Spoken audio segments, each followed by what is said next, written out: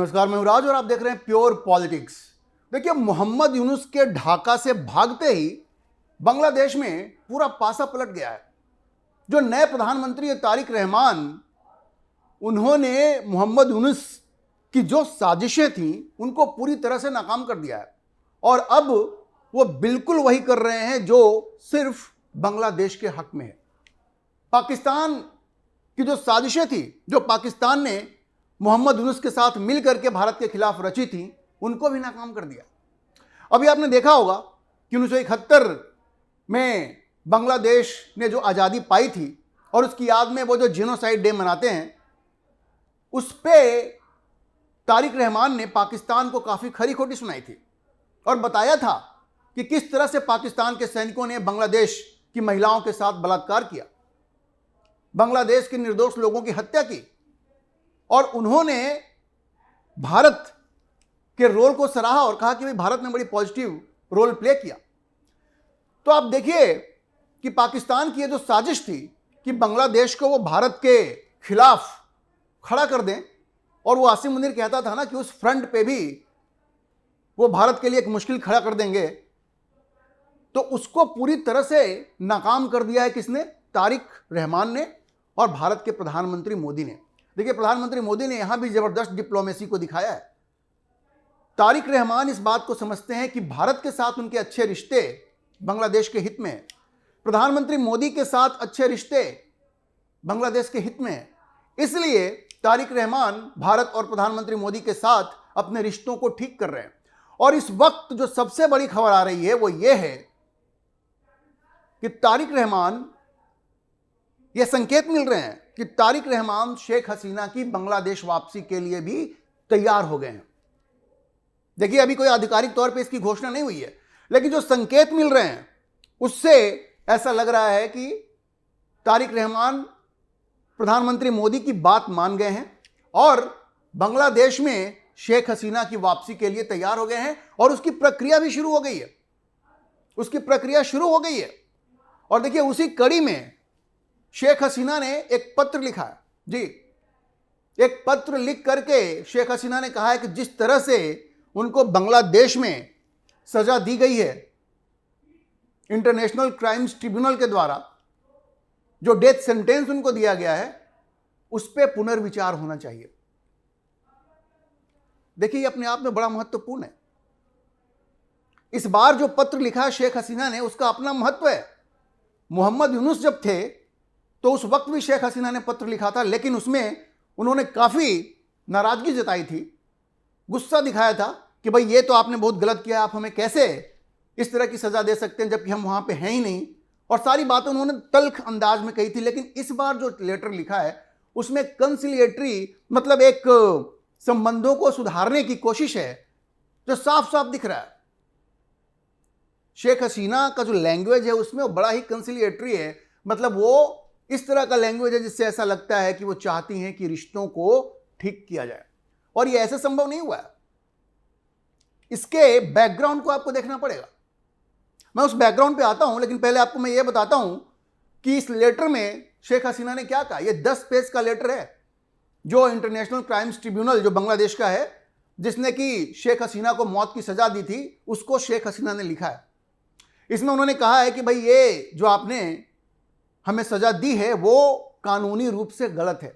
और देखिए, इसमें गुस्सा नहीं है, ये जो वहां पे अथॉरिटीज हैं उनसे ये अनुरोध किया है कि भाई इस सेंटेंस को आप अगर एग्जीक्यूट करना चाहते हैं, उसको आप अमल में लाना चाहते हैं, तो वो बड़ा गलत होगा, क्योंकि ये समरी एग्जीक्यूशन होगा, ये बिल्कुल एक तरफा एग्जीक्यूशन होगा जो कि अंतर्राष्ट्रीय नियमों का उल्लंघन करता है। लेटर में लिखा है कि ये जो डेथ सेंटेंस है उसको एग्जीक्यूट करने के लिए कोई कदम नहीं उठाना चाहिए, क्योंकि वो समरी एग्जीक्यूशन अंतर्राष्ट्रीय नियमों के खिलाफ होगा। लेटर के लैंग्वेज को समझिए, अनुरोध किया जा रहा है, कोई गुस्सा व्यक्त नहीं किया जा रहा है। और देखिए, ये कम्युनिकेशन जो है लंदन में जो एक लॉ फर्म है किंग्सले नैपली, उसने लिखा है, जो कि उनको रिप्रेजेंट कर रहा है। मतलब ये पूरी कानूनी जो प्रक्रिया है, ये बिल्कुल जैसे कहते हैं ना कि सब कुछ एक तय तरीके से आगे बढ़ाया जा रहा है, एक सेट प्रोसेस है जिसमें कि ये चीजें आगे हो रही हैं। और इससे यह भी बड़ा स्पष्ट है कि वो एक प्रक्रिया को फॉलो करती हुई दिखना चाहती हैं, एक मीनिंगफुल डायलॉग करना चाहती हैं, और उनको ऐसा लगता है कि भाई इस तरह से उनके लिए रास्ता बनेगा।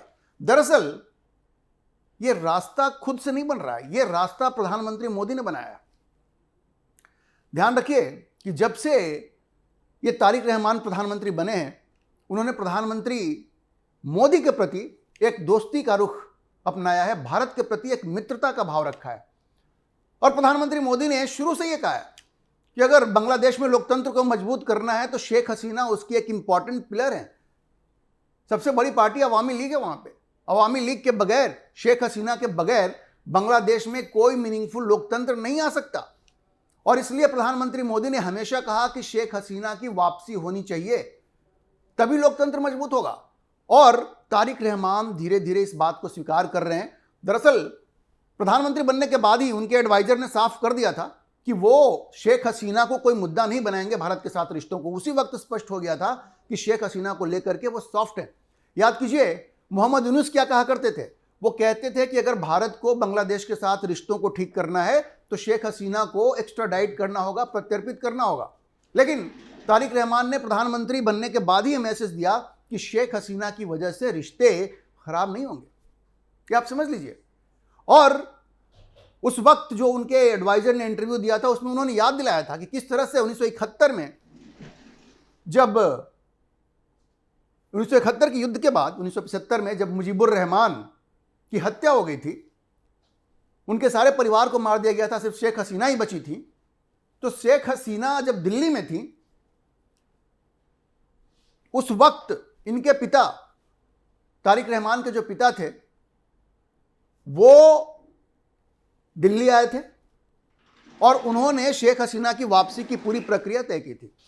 उस वक्त इंदिरा गांधी प्रधानमंत्री होती थी और शेख हसीना की वापसी की पूरी प्रक्रिया को फॉलो किया गया था उस वक्त। तो उसी वक्त ये संकेत मिल गया था कि उनका ये कहना है कि जिस तरह से हमारे पिता ने शेख हसीना की वापसी उस वक्त करवाई थी, उसी तरह से इस बार भी हम वापसी करवाएंगे। और अब देखिए वही प्रोसेस आगे बढ़ रहा है। शेख हसीना ने यह जो पत्र लिखा है उसमें जो टोन है वो बिल्कुल एक मेल मिलाप वाला टोन है, इसमें कोई शिकायत नहीं है। इसमें एक रास्ता ढूंढने की कोशिश की गई है, क्योंकि ठीक है वहां पे जो इंटरनेशनल क्रिमिनल ट्रिब्यूनल है, क्राइम ट्रिब्यूनल है, जो कि बांग्लादेश की पार्लियामेंट की एक बॉडी है। देखिए इंटरनेशनल नाम में है, वो इंटरनेशनल कोई बॉडी है नहीं, वहां के पार्लियामेंट की एक बॉडी है। तो वहां पे इन्होंने अपना केस रखा है और कहा है कि भाई ये जो आपने हमें सजा दी है इसको आप खत्म कीजिए, क्योंकि अंतर्राष्ट्रीय कानूनों का उल्लंघन है। और इसके पीछे असल दिमाग किसका है? इसके पीछे असल दिमाग प्रधानमंत्री मोदी का ही है। इसलिए क्योंकि प्रधानमंत्री मोदी शुरू से शेख हसीना के साथ खड़े रहे हैं, और जैसे ही वहां सत्ता परिवर्तन हुआ, मोहम्मद यूनुस की जगह तारिक रहमान प्रधानमंत्री बने, तो शेख हसीना के वापसी की प्रक्रिया शुरू हो गई है। और इसी की एक कड़ी के तौर पे शेख हसीना ने यह पत्र लिखा है। और जिस तरह से भारत के साथ बांग्लादेश के संबंध सुधर रहे हैं, तारिक रहमान ने पहले भी इशारा किया कि वो शेख हसीना को वापस बुलाएंगे, क्योंकि वो भी इस बात को समझते हैं शेख हसीना की अनुपस्थिति में जमात इस्लामी को जिस तरह से वहां पे बल मिल रहा है, तो ये तारिक रहमान के लिए भी कोई अच्छी बात नहीं है। अगर लोकतंत्र को मजबूत करना है तो शेख हसीना की वापसी तय है, तय करनी पड़ेगी। वरना ये जमात इस्लामी जो है ना, जिस तरह से उसने, जमात इस्लामी के लोगों ने वहां के छात्रों के साथ मिलकर के शेख हसीना के खिलाफ सड़कों पे वो हिंसा किया और उनको वहां से भागने पे मजबूर कर दिया, वही काम वो तारिक रहमान के साथ भी करेंगे। तारिक रहमान इस बात को समझते हैं। देखिए जमात इस्लामी के लोग और ये जो छात्र हैं वो अभी से कहना शुरू कर दिए हैं उन्होंने कि ये जो चुनाव हुआ जिसमें कि तारिक रहमान जीते हैं वो फ्री एंड फेयर नहीं था। तो यही आरोप तो शेख हसीना के ऊपर भी वो लगा रहे थे कि फ्री एंड फेयर इलेक्शन नहीं हुआ, इलेक्शन में रिगिंग हो गई, शेख हसीना उस वक्त जीत गई थी। अब वो कह रहे हैं कि तारिक रहमान भी इसी तरह से इलेक्शन को रिग करके, घोटाला करके जीत गए हैं। तो फिर जिस तरह से सड़कों पे शेख हसीना के खिलाफ हिंसा हुई, वैसी हिंसा तो ये लोग तारिक रहमान के खिलाफ भी कर सकते हैं। तारिक रहमान इस बात को समझते हैं और इसलिए वो इस बात को मानते हैं कि बांग्लादेश में लोकतंत्र की जड़ों को मजबूत करने के लिए शेख हसीना की घर वापसी जरूरी है। और अवामी लीग को जिस तरह से चुनाव लड़ने से वंचित कर दिया गया है उस पर भी पुनर्विचार होना चाहिए और अवामी लीग को वापस इस लोकतांत्रिक प्रक्रिया में लाने की जरूरत है। तभी बांग्लादेश लोकतंत्र के रास्ते पे निर्बाध रूप से आगे बढ़ पाएगा। और चूंकि भारत हमेशा से इस बात के पक्ष में रहा है, तारिक रहमान ये भी समझते हैं कि भारत से दोस्ती रहेगी तभी बांग्लादेश की प्रगति होगी, आर्थिक प्रगति भी होगी। ध्यान रखिए कि जब तक शेख हसीना वहां की प्रधानमंत्री थी, बांग्लादेश दुनिया के सबसे तेजी से बढ़ रही अर्थव्यवस्थाओं में से एक था। लेकिन जैसे ही शेख हसीना गई, मोहम्मद यूनुस आया, सब कुछ वहां ठप हो गया। तो देखिए, बहुत स्पष्ट है, शेख हसीना की घर वापसी की प्रक्रिया शुरू हो चुकी है, वो कहानी लिखी जा रही है और इस पूरी कहानी के जो डायरेक्टर हैं वो प्रधानमंत्री मोदी हैं। वो हर चीज को देख रहे हैं, ओवरसी कर रहे हैं। और एक बात तो है, उन्होंने शेख हसीना का साथ नहीं छोड़ा और उन्होंने दिखाया कि वो दोस्तों के दोस्त हैं, भागने वाले नहीं है और ना ही किसी को मझधार में छोड़ने वाले हैं। यूनुस ने बहुत दबाव डलवाया, अमेरिका से भी दबाव डलवाया कि भाई आप शेख हसीना को बांग्लादेश के हवाले कर दें, क्योंकि उनको मौत की सज़ा मिली है। मोदी ने कहा कि ना, हम अपने मित्र के साथ गद्दारी नहीं कर सकते, पीठ में छुरा नहीं भोंक सकते। और अब जबकि वहाँ पे रिजीम बदली है, तारिक रहमान वहाँ के प्रधानमंत्री बने हैं और वो भारत के रिश्तों को स्वीकार करते हैं, भारत के साथ रिश्तों के महत्व को स्वीकार करते हैं। तो अब प्रधानमंत्री मोदी ये इंश्योर कर रहे हैं, इसको सुनिश्चित कर रहे हैं कि शेख हसीना वापस बांग्लादेश जाएं और वहां लोकतंत्र की जड़ों को मजबूत करें और बांग्लादेश प्रगति के रास्ते पर जाए। तो ये जो पत्र लिखा शेख हसीना ने, अपने आप में बड़ा महत्वपूर्ण है। अब आने वाले समय में देखिएगा कि किस तरह से शेख हसीना बांग्लादेश वापस लौटती हैं, वहां के लोकतांत्रिक प्रक्रिया में शामिल होती हैं और निश्चित रूप से वो प्रधानमंत्री मोदी को थैंक यू बोलेंगी। अभी के लिए इतना ही। हम इस खबर पर नजर बनाए रखेंगे और आपको अपडेट करते रहेंगे। इस विषय पर आप क्या सोचते हैं, अपनी राय कमेंट बॉक्स में जरूर लिखें। और अगर आपको ये वीडियो पसंद आया हो तो आप इसे लाइक करें, शेयर करें और हमारे चैनल को सब्सक्राइब जरूर करें।